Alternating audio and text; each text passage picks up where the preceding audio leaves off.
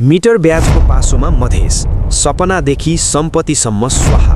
ऋण लिँदा 100 कडा 2 वा 3 रुपैयाँ त सामान्य मानिन्छ, तर जब ऋणको ब्याज मिटर झैं छिटो बढ्न थाल्छ तब त्यो मिटर ब्याज बन्छ।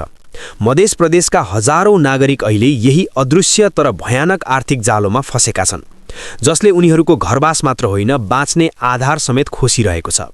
के हो त मिटर ब्याज? मिटर ब्याज भनेको चर्को दरमा ब्याज असुल गरिने एक अवैध आर्थिक कारोबार हो। यसमा साहुले ऋणीलाई दिएको वास्तविक रकमभन्दा कैयौं गुणा बढीको तमसुक बनाउँछन्।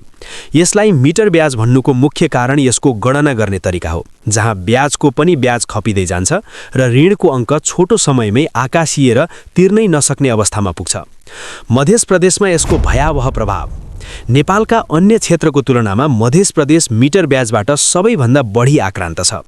थोरै ऋणको बदलामा साहुहरूले ऋणीको नाममा रहेको जग्गा आफ्नो नाममा पास गराउने गरेका छन्। यसले गर्दा पुस्तौंदेखि बस्दै आएको घर र खेती गर्ने जमिन गुमेर धेरै परिवार सुकुम्बासी बनेका छन्। ऋण तिर्न नसक्दा साहुले दिने मानसिक टर्चर र सामाजिक अपमानका कारण धेरैले आत्महत्याको बाटो रोजेका छन् भने कतिपय गाउँ छोडेर भाग्न बाध्य छन्।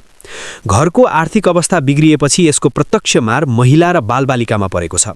धेरै बालबालिकाले विद्यालय छोड्नु परेको छ भने महिलाहरूले साहुको दुर्व्यवहार सहनु परेको छ।